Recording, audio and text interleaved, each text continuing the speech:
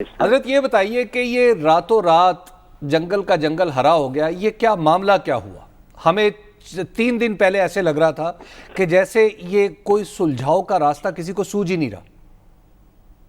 دیکھیے، گزارش یہ ہے کہ مجھے اس معاہدے کی جو ہوا ہے اس کی تفصیلات بالکل علم نہیں جی، اور مجھے ابھی تک یہ بھی صحیح نہیں معلوم کہ یہ اس معاہدے کو کس حد تک آنر کیا جائے گا، کیونکہ جو پریس کانفرنس آئی ہے اس میں مفتی منیر صاحب نے جو کچھ بتایا ہے تو اس میں کچھ چیز واضح نہیں ہو پائی۔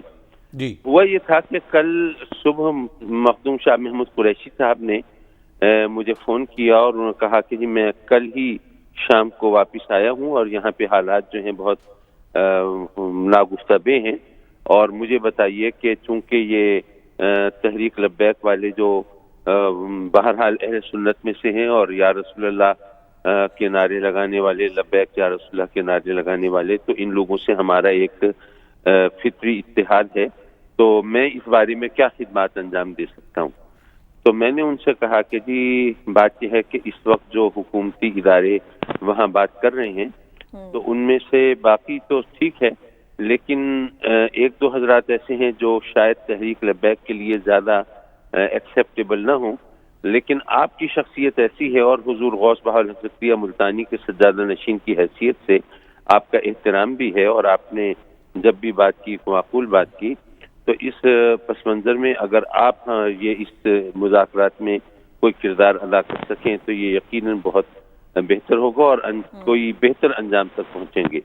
تو انہوں نے مجھ سے پوچھا کہ اس میں کن لوگوں کو شامل کرنا بہتر رہے گا۔ میں نے کہا کہ جی ہم لوگ تو آئے ہوئے یہاں اسلام آباد بیٹھے ہیں، باقی یہ ہے کہ مفتی منیب الرحمان صاحب جو ہیں ان کے بارے میں کہا جاتا ہے کہ وہ تحریک لبیک کے لیے بہت قابل احترام ہیں اور وہ ان کے اسپوکس مین بھی بعض اوقات سمجھے جاتے ہیں، تو اگر ان کو بھی آپ لے لیں آن بورڈ تو شاید حالات بہتر ہوں۔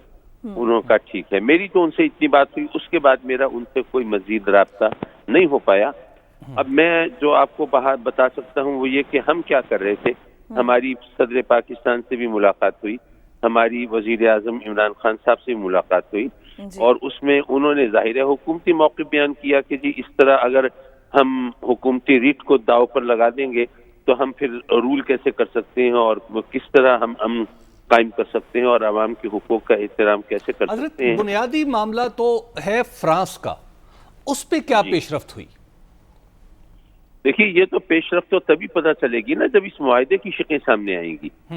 انہوں نے تو نہیں بتایا، ہم سے جو بات چیت ہو رہی تھی میں تو اس کے بارے میں بتا سکتا ہوں کہ ہم نے مثلا عمران خان صاحب سے بات ہوئی تو وہ چونکہ اس بارے میں یہ تھا کہ ہم سے کہتے تھے جی آپ گارنٹی دیں کہ جی یہ ہم ان کی بات مناسب طریقے سے مان کے جس حد تک ہمیں قانون اور آئین اجازت دیتا ہے اور ہم ان کا احترام کرنا چاہتے ہیں تو ہم مان لیں، تو کیا یہ آئندہ دھرنے دیں گے، اس طرح لانگ مارچ کریں گے؟ کیونکہ پچھلے 4 سال میں 6 مرتبہ اس طرح روڈز بنائے ہیں، تو اس طرح حکومتی مشینری ساری ہل جاتی ہے اور کاروباری زندگی معطل ہو جاتا ہے۔ یہ بھی بتائیے اگر جو معاہدہ ہے اس کے چیدہ نکات نہ بھی پتہ ہوں تو یہ کوئی اسٹیئرنگ کمیٹی کے اوپر کوئی تھوڑی سی کلیئرٹی ہے کہ اس کا کیا رول ہوگا؟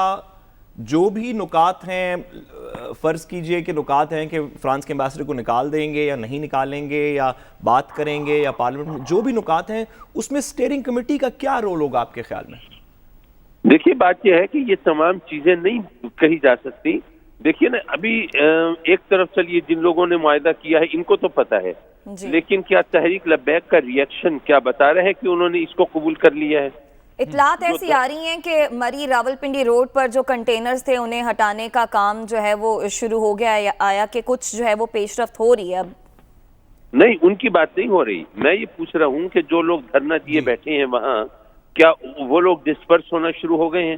کیا وہاں پر اگر وہ وہاں پر کوئی ایکسیپٹنس نظر آ رہی ہے، اگر ان کے جوش جذبے کے اندر کچھ اعتدال کی کیفیت دکھائی دے رہی ہے تو پھر تو ہم یہ سمجھیں کہ ہاں ٹھیک ہے، یہ جو انہوں نے ایگریمنٹ کیا ہے تو یہ دونوں طرف سے چونکہ حکومتی حوالے سے تو قابل قبول ہے، دوسری طرف بھی قابل قبول ہے یا نہیں ہے، تو اس وقت حضرت خفیہ رکھنا اس معاہدے کو کیا یہ بھی فیصلہ ہوا تھا کہ معاہدے کو نفاذ تک یا نفاذ سے پہلے تک خفیہ رکھا جائے گا؟ اور پھر اس میں وہ جو جوہری معاملہ ہے فرانس کے سفیر کا، تو کیا اس حوالے سے کالعدم تحریک لبیک سے نے کوئی ضمانت دی آپ لوگوں کو؟ دیکھیے میں عرض کر رہا ہوں کہ معاہدے میں ہم لوگ تو شامل ہیں نہیں نا، یہ تو حکومت کا یہ، اور اچھا ادھر وہ لوگ تھے، اس لیے میں اس بارے میں تو نہیں کہہ سکتا.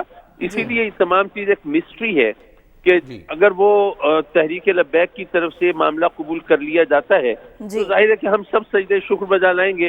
اور اس میں دیکھیے ہم نے جو ہماری کمیٹی تھی، ہم نے میں ایک آدھ بات صرف میں بتانا چاہوں گا.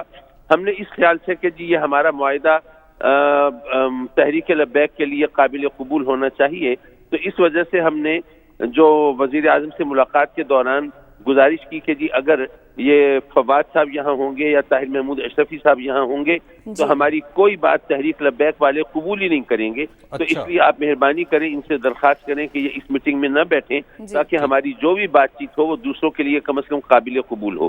ٹھیک ہے، بہت شکریہ حامد سید کاظمی. جی آپ کچھ بات کر رہے ہیں؟ جی، اس کے علاوہ ہم نے وزیر اعظم صاحب کو یہ بھی بتایا کہ جی ٹھیک ہے حکومتی ریٹ کا قائم رکھنا ضروری ہے، لیکن آپ ان لوگوں کو کس چیز سے ڈرائیں گے؟ کیا موت سے ڈرائیں گے، گولیوں سے ڈرائیں گے؟